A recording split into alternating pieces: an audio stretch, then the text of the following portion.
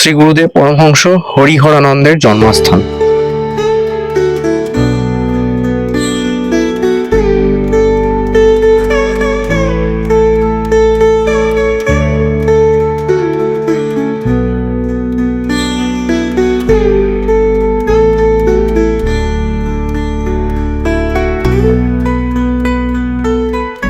হবিপুরের মধ্যে অবস্থিত ক্রিয়া যোগা, যে মন্দিরটি তৈরি হয়েছে 2023 সালে।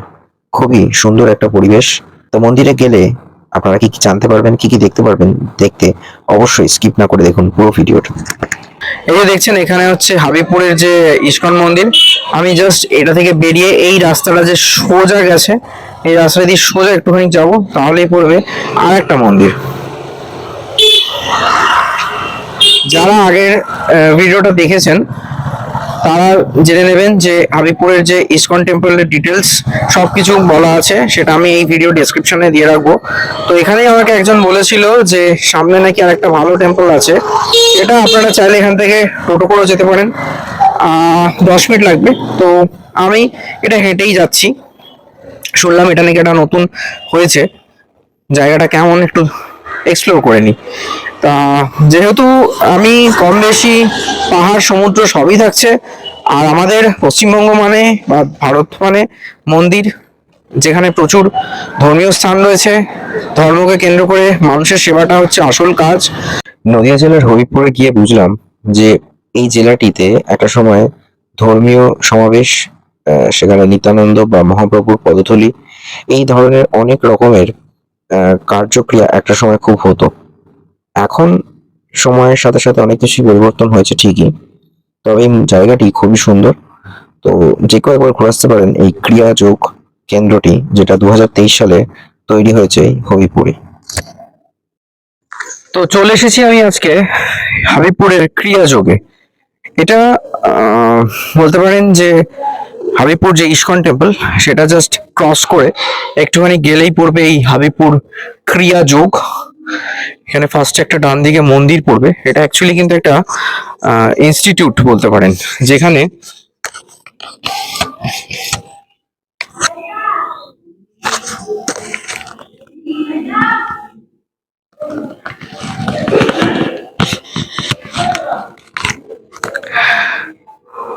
যোগ সাধনা করা হয়। যোগ সাধনার মাধ্যমে পঞ্চেন্দ্রিয় কানেক্ট করা, এবং তার মাধ্যমে যে মানুষ নিজের অস্তিত্ব, নিজের শক্তি সম্বন্ধে কতটা জ্ঞাত হতে পারছে, সেইটা এই ডিটেলস আমি বলবো।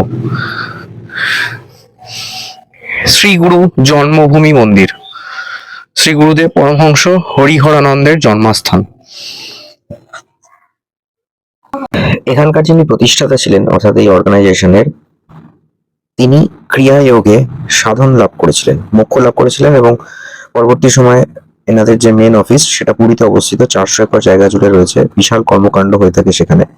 তো সেই চ্যাটার্জি বাড়িরই যিনি বংশধর ছিলেন, তিনি যখন এই ক্রিয়া যোগেতে সাধন লাভ করেন, দীক্ষা নেন, পরবর্তী সময় তিনি তো চলে যান পুরীতে, তারপর দেশের বিভিন্ন জায়গা ঘুরে বেড়ান। তার জন্মভিত্তিতে 2023 সালে এই অর্গানাইজেশনই এই মন্দিরটি তৈরি করে। অ্যাকচুয়ালি চ্যাটার্জি বাড়ি যারা রয়েছেন, তারা এই ক্রিয়া যোগাতে তাদের এই জমিটি দান করে দেন।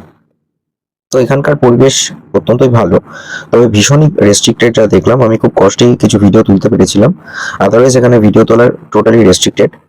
আর বর্তমানে যিনি রয়েছেন এখানকার এখন ইনচার্জ, তার সাথে কিছু কথা হয়েছে। তিনি আমাকে একটি বই দিয়েছেন এই ডিটেলস সম্বন্ধে জানার জন্য। তার সাথে প্রায় আমি অনেকক্ষণ কথা বলেছিলাম। অ্যাকচুয়ালি আমি এই ক্রিয়া যোগাতে গেছিলাম কুম্ভের পরে। তো সেই সময় কুম্ভতে আমি অনেক কিছু জানতে পেরেছিলাম যে যারা সন্ন্যাস হন বা যারা সাধু হন, তারা বিভিন্ন বিষয়ে, বেসিক্যালি তাদের তো 4টে ভাগ থাকে, বা 4টে থেকে পরবর্তী সময় 12টা ভাগ এসেছে। সন্ন্যাস যারা নিয়ে থাকেন বা যারা সাধনা করেন, সেই 12টি ভাগের মধ্যে একটি ভাগ হচ্ছে ক্রিয়া যোগা, অর্থাৎ যোগের মাধ্যমে আমরা যে যোগ সাধনা করছি। তো যোগ সাধনা মানে হচ্ছে মেডিটেশন, এবং সেখান থেকে যোগার কিছু ভাগ থাকে, যাতে আমাদের শরীর অনেক ভালো থাকে, মেন্টাল পিস যাতে পাওয়া যায়, সেই বিষয়ে এখানে রীতিমতো চর্চা হয়। এবং এদের একটা পার্ট রয়েছে পাশেই, যেখানে প্রত্যেকদিন বিকেল বেলাতে একটা মিটিং রয়েছে, এটা জাস্ট এই মেন মন্দিরের পাশেই, যেখানে রীতিমতো যোগ সাধনা অর্থাৎ যোগ ব্যায়াম শেখানো হয়। যোগ ব্যায়ামের মাধ্যমে কি করে স্ট্রেস রিলিজ করা যায় সেই বিষয়ে আলোচনা হয়। আমি বলতে চাইছি যোগ ব্যায়াম মানে শুধুই যে শারীরিক অঙ্গ প্রত্যঙ্গ ব্যায়াম করানো সেটাও শুধু নয়, মেডিটেশন বলতে যেটা বোঝায় সেই জিনিসটাও কিন্তু এখানে করা হয়ে থাকে, যেটা আমি এই বইটা থেকেও পড়ে জানতে পারলাম। তো এদের যে একজন বর্তমান ইনচার্জ রয়েছেন তার থেকে অনেক কিছু জেনেছি, এবং যেটা দেখলাম যে এদের বিল্ডিং এর পেছন দিকে একটা কোয়ার্টার টাইপ রয়েছে যেখানে সাধু সন্ন্যাসীরা থাকেন। তো সব মিলিয়ে বলতে গেলে এই ক্রিয়া যোগা আর 5টা যোগার মতো নয়, বা আর 5টা সাধন ক্ষেত্র বলতে যেটা বোঝায় সেরকম সাধনা নয়।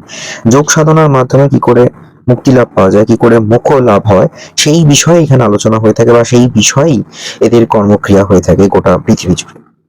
আমার নাম শ্রী সৌমেন চ্যাটার্জি, আমি গুরুদেবের নাতি। এটা আমাদের বাড়ি, অর্থাৎ গুরুদেবের বাড়ি। গুরুদেব শৈশবেই এখানে ভূমিষ্ঠ হয়েছেন, শৈশবেই এখানে লালিত বাড়িতে হয়েছেন। উনি যখন ব্রহ্মচারী হন, এখান থেকেই ব্রহ্মচারী হয়ে পরবর্তীকালে করার আশ্রমে চলে যান। করার আশ্রমে গিয়ে উনি শ্রী যুক্তেশ্বরজির সংস্পর্শে আসেন। তার আগে একটা কথা আমি বলবো যে উনি ছিলেন textile engineer. Serampore textile college থেকে ইঞ্জিনিয়ারিং পাস করে বাংলাদেশের ঢাকার মোহিনীমোহন জুট মিলের উইভিং ম্যানেজার ছিলেন। অ্যাকচুয়াল পুরো গুরু যিনি, তার নাম বিজয়কৃষ্ণ চট্টোপাধ্যায়। তার কাছে উনি প্রথম দীক্ষা নেন। তার আগেও দীক্ষা নেন ওনার বাবার কাছে। পরবর্তীকালে ক্রিয়াযোগে উনি দীক্ষা নেন যুক্তেশ্বরজির কাছে। ক্রিয়াযোগের দীক্ষা নেওয়ার পর উনি নির্বিকল্প সমাধি লাভ করেন। সমাধি লাভ করে মাত্র 37 বৎসর বয়সে নির্বিকল্প সমাধিপ্রাপ্ত হন। 30টা দেশের আশ্রম আছে ভারতের বাইরে, এবং সমস্ত ওই আশ্রমের কার্যকলাপ বর্তমানে প্রকটভাবে চলছে। অর্থাৎ ক্রিয়াযোগের প্রচার করা ওনার টার্গেট, সেই প্রচারটা এখনও হয়ে যাচ্ছে, এবং এই কাজটা যথার্থভাবে করছেন ওনার সুযোগ্য সন্ন্যাসিষ্য পরমহংস প্রজ্ঞানন্দজি মহারাজ। এর হেড অফিস হচ্ছে উড়িষ্যার পুরী বালিঘাইতে। সেইখানে প্রায় 400 একর জায়গার উপর আশ্রম, গোপাতার সেবা হয়, দরিদ্র নারায়ণের সেবা হয়।